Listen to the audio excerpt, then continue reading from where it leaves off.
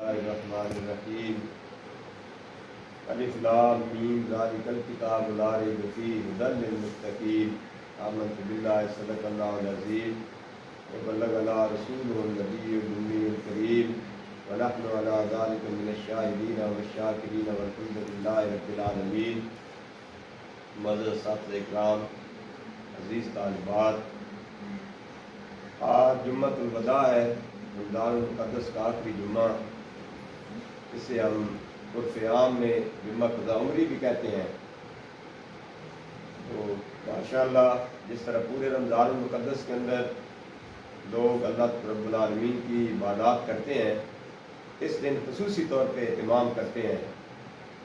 یہ ہماری خوش نصیبی ہے، رب کائنات ایسے دن ہمیں مہیا فرماتے ہیں، ایسے دن ہمیں دیتے ہیں جن دنوں کی عظمتوں کی وجہ سے اللہ رب العالمین کی خصوصی انعامات عطایات ہوتی ہیں ہماری پر۔ یہ جمعۃ المبارک بھی انہی بہترین ساعتوں میں سے ایک دن ہے اللہ رب العالمین جو ہمیں عطا فرمایا ہے۔ لیکن ہمارے عرف عام میں جو یہ مشہور ہے، اس دن 4 نوافل ادا کر دیں یا 5 جو ہے وہ صرف نماز ان کی قضا کر دیں تو ساری زندگی کے قضائیں جو ہے وہ معاف ہو جاتی ہیں۔ یہ تصور غلط ہے، اور اس تصور کی وجہ سے لوگ اس لیے عموماً جو ہے وہ مساجد میں نہیں جاتے ہیں، نمازیں نہیں پڑھتے ہیں کہ یہ جمعہ آئے گا اس دن ہم جو ہے نا یہ 5 نمازیں پڑھ لیں گے یا 4 نوافل جو ہے وہ پڑھ لیں گے تو ہماری ساری کی ساری جو ہے نمازیں معاف ہو جائیں گی۔ تو یہ بالکل غلط نظریہ ہے۔ یہ ایک جس طرح وہ ہیلے بانے کیا کرتے تھے نا، یہودی کیا کرتے تھے ہیلے بانے۔ اللہ تبارک و تعالیٰ نے ان کو منع کیا ہوا تھا کہ ہفتے کے دن مچھلیوں کا شکار نہیں کرنا ہے۔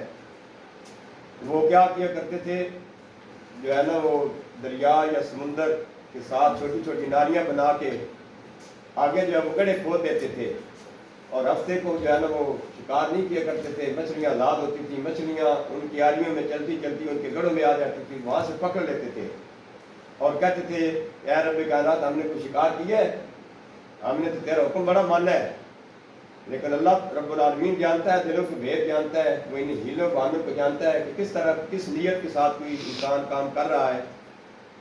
تو اللہ رب العالمین نے اللہ تبارک و تعالیٰ کے اس قانون کو توڑنے کی وجہ سے کونوا قردۃ خاسئین، رب کائنات نے ان کو پھٹکارے ہوئے اور بھٹکے ہوئے بندر بنا کے رکھ دیا، یعنی ان کی شکلوں کو بدل کے رکھ دیا، ان کی شکلوں کو مسخ کر کے رکھ دیا۔ اس طرح ایسے نظریات جو ہے وہ نہیں آنے دینے چاہیے۔ جو رب کائنات نے فرما دیا اس کے اوپر عمل درآمد کرنا چاہیے۔ رب کائنات نے فرما دیا کہ 5 نمازیں جو ایک دن کے اندر فرض ہیں تو 5 ہی پڑھنی ہیں۔ یہ نہیں اس وجہ سے چھوڑ دینی چاہیے کہ ایک جمعہ ایسا آئے گا جس جمعے کے دن ہم جو ہے نا ایک نماز ادا کریں گے تو ہماری ساری معاف ہو جائیں گی۔ ان ہیلوں بہانوں سے اللہ رب العالمین کو ہم فراڈ اور داغ نہیں لگا سکتے ہیں، ان سے بچنا چاہیے۔ سمجھا رہی ہے نا، ویسے آپ عبادت کریں، قضائیں پڑھیں۔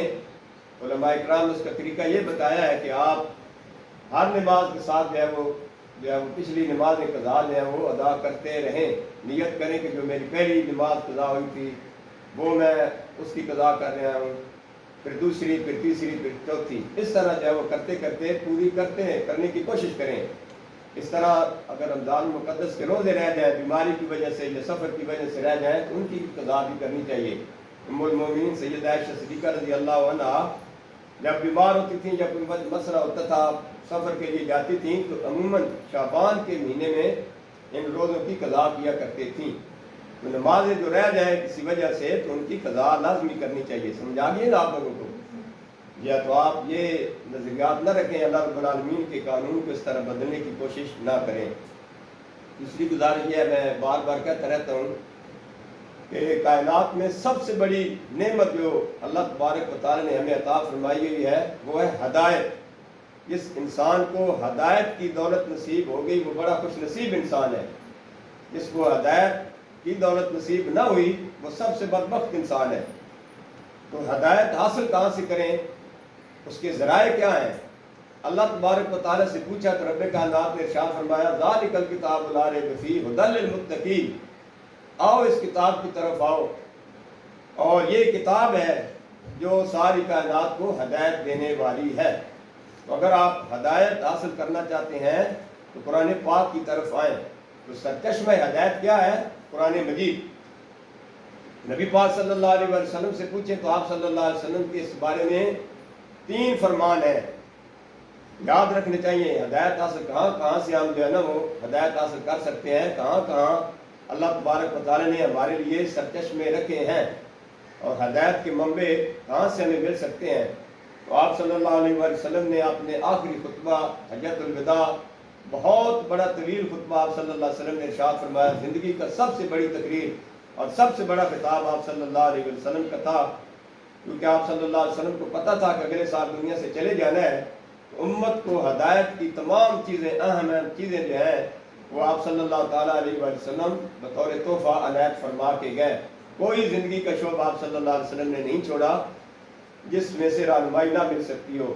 اسی خطبہ میں آپ صلی اللہ علیہ وسلم نے ارشاد فرمایا، ایھا الناس انی قد ترکت فیکم کتاب اللہ ان اعتصمتم بہ فلن تضلوا بعدا۔ اے کائنات کے لوگوں، اے میرے صحابہ کرام، میں تمہارے پاس اللہ کی کتاب چھوڑ کے جا رہا ہوں، اگر تم نے اس کے ساتھ تعلق مضبوطی کے ساتھ قائم رکھا، اس کے ساتھ چمٹے رہے تو کبھی بھی گمراہ نہیں ہوگے۔ نبی پاک صلی اللہ علیہ وسلم کی زبان مبارک سے بھی ہدایت کا سرچشمہ ہمیں قرآن پاک ہی نظر آتا ہے۔ آپ صلی اللہ علیہ وسلم جو ہمارے پاس ہدایت کی چیز چھوڑ کے گئے ہیں، سرچشمہ چھوڑ کے گئے ہیں، وہ اللہ کی کتاب قرآن پاک ہی ہے۔ دوسرا فرمان آپ صلی اللہ علیہ وسلم کا، انی قد ترکت فیکم امرین، میں تمہارے پاس 2 چیزیں چھوڑ کے جا رہا ہوں، کتاب اللہ و سنتی، اللہ رب العالمین کی کتاب اور اپنی سنت مبارک میں چھوڑ کے جا رہا ہوں۔ تو یہاں سے ہدایت کے 2 سرچشمے معلوم ہوئے، ایک قرآن اور ایک پاک نبی صلی اللہ علیہ وسلم کی سنت مبارک۔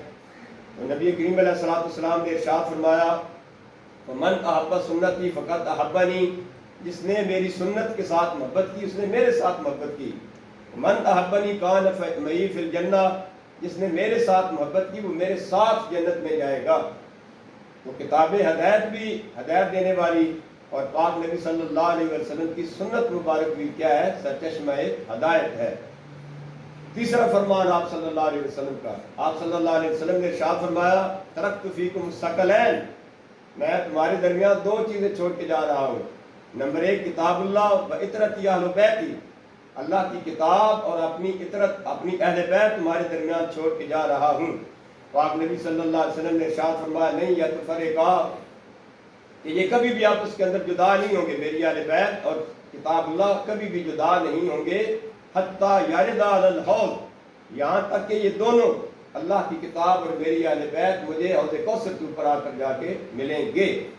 اس سے پتہ چلتا ہے کہ جو انسان حوض کوثر پہ پاک نبی صلی اللہ علیہ وآلہ وسلم کے ہاتھوں سے جام کوثر پینا چاہتا ہے، وہ اللہ کی کتاب کے ساتھ چمٹ جائے اور نبی پاک صلی اللہ علیہ وسلم کی آل پاک آل بیت کے ساتھ چمٹ جائے، ان کی پیروی کرے، تو جس طرح وہ جدا نہیں ہوتے ہیں، وہ ہدایت دے رہے ہیں، اسی طرح انسان ہدایت یافتہ ہو جاتا ہے، ہدایت پا جاتا ہے۔ جس طرح وہ دونوں پاک نبی صلی اللہ علیہ وسلم کے ساتھ حوض کوثر کے اوپر ملاقات کریں گے، ان کے ماننے والے بھی جو ہے نبی پاک صلی اللہ علیہ وسلم کے ساتھ وہاں جا کے ملاقات فرمائیں گے۔ چوتھا فرمان آپ صلی اللہ علیہ وسلم کا، اصحابی کا نجوم بأیہ مقتدیتم اہتدیتم، یہ میرے صحابہ کرام کو معمولی انسان نہ سمجھو، یہ ہدایت کے سرچشمے ہیں، یہ نجوم ہدایت ہیں، ہدایت دینے والے ستارے ہیں۔ بأیہ مقتدیتم اہتدیتم، کسی ایک کی بھی تم پیروی کرنا شروع کر دو، کسی ایک کے بھی پیچھے چلنا شروع کر دو، یہ تو میرا ہدایت کے اوپر لے کر جائیں گے اور سیدھے رستے کے اوپر پہنچا دیں گے، اللہ اور اللہ کے رسول صلی اللہ علیہ وآلہ وسلم کے ساتھ ملا دیں گے۔